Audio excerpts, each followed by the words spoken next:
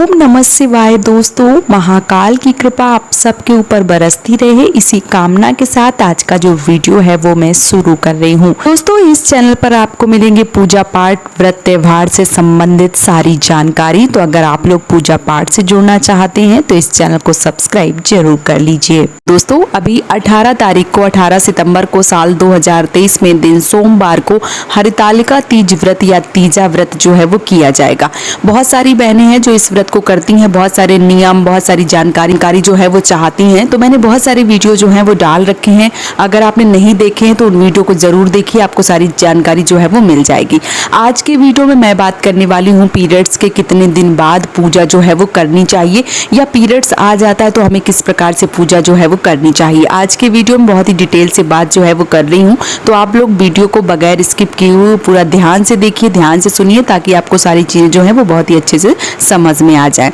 तो जैसे महादेव की पूजा की बात हो रही है, हरतालिका तीज में शिव परिवार की पूजा होती है, और साथ ही साथ पार्थिव शिवलिंग जो है वो बना के पूजा करना बहुत ज्यादा शुभ माना जाता है, क्योंकि माता पार्वती ने गुफा के अंदर जो बालू, जो रेत के शिवलिंग है वो बना के और पूरी विधिवत तरीके से पूजन अर्चन किया था। इसलिए इस पूजा में जो रेत के शिवलिंग या बालू के जो शिवलिंग है वो बनाना अत्यंत महत्वपूर्ण है।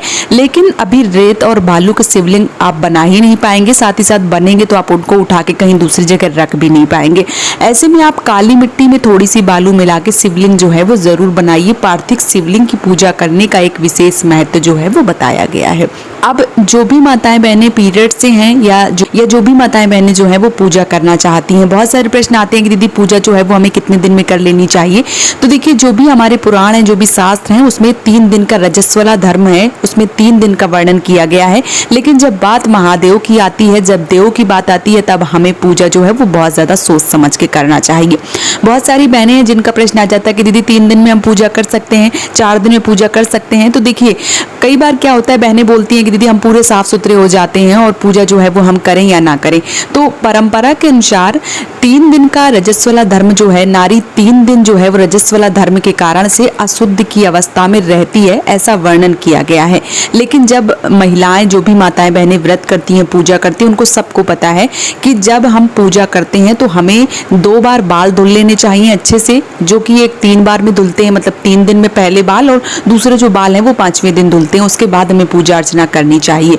तो जो माता जी की पूजा होती है वो हम 5वें दिन कर सकते हैं, उसमें कोई दिक्कत जो है वो नहीं होती है। मान लीजिए हरतालिका तीज की पूजा आप कर रही हैं और आपका 5वां दिन है, 6वां दिन है, तो ऐसे में आप माता जी की पूरी विधिवत तरीके से पूजा कर सकती हैं, उनको श्रृंगार चढ़ा सकती हैं, आप श्रृंगार ले सकती हैं, सब कुछ कर सकती हैं, कोई दिक्कत जो है वो नहीं है।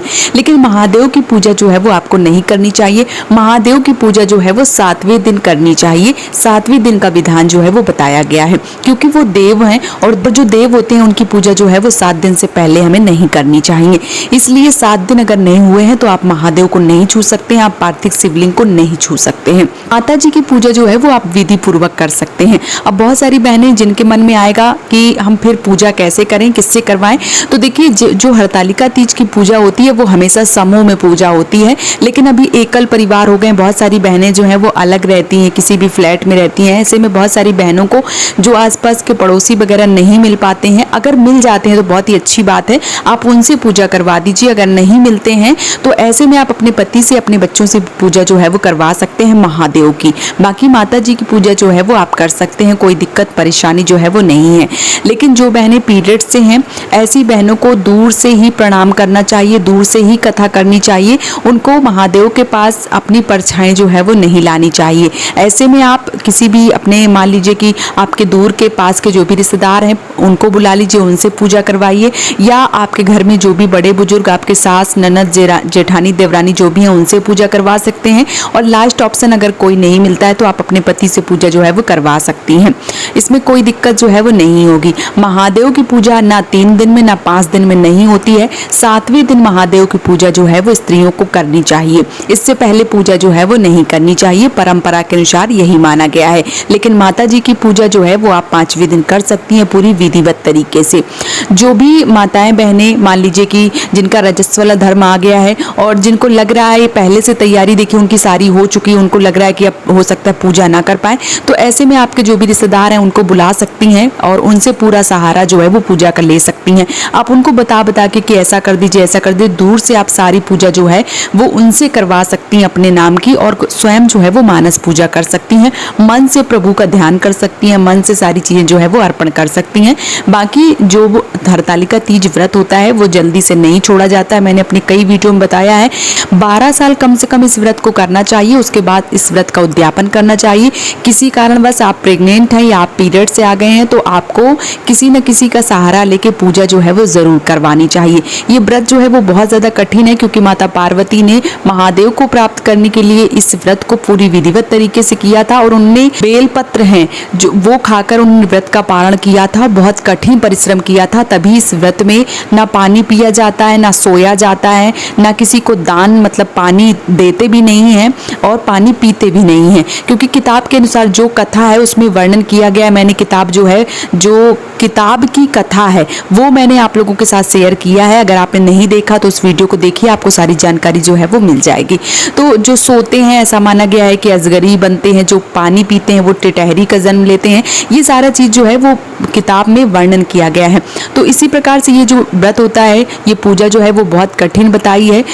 आप जब भी इस पूजा को उठाएं, जब भी आप इस व्रत को उठाएं, बहुत ही सोच समझ के आपको उठाना चाहिए। किसी के कहने से, किसी के देखने में ये सारी चीज़ें जो है वो आपको नहीं करना चाहिए, क्योंकि निरंतर आपको 12 साल इस व्रत को करना होता है, तब आप इस व्रत का उद्यापन कर देते हैं। हमारे यहाँ की ऐसी परंपरा है कि मरते दम तक इस व्रत को किया जाता है। बहुत सारे लोग हैं जो बुजुर्ग हैं, उनको पता है, वो व्रत जो है वो मरते दम तक करते हैं, व्रत नहीं छोड़ते हैं। या कभी किसी को व्रत दिया जाता है, मान लीजिए ऐसी अवस्था हो गई व्रत नहीं कर पा रहे हैं, तो किसी को दिया जाता है ये व्रत, तो उनको किसी भी सोने या चांदी का, या मान लीजिए अपने बजट के अनुसार, क्षमता के अनुसार पैसे देकर इस व्रत का दान किया जाता है। इस प्रकार से व्रत जो है वो किया जाता है। अब आपके घर की जो परंपरा है आप उस हिसाब से कर सकते हैं, लेकिन जो पीरियड्स में पूजा है वो नहीं करनी चाहिए। महादेव की पूजा तो बिल्कुल नहीं करनी चाहिए, और 3 और 5 दिन में पूजा ना करें। अगर 7वां दिन है आपका तो आप पूरी विधिवत तरीके से माता जी की, गणपति भगवान की और महादेव की पूरी विधिवत पूजा जो है वो कर सकते हैं।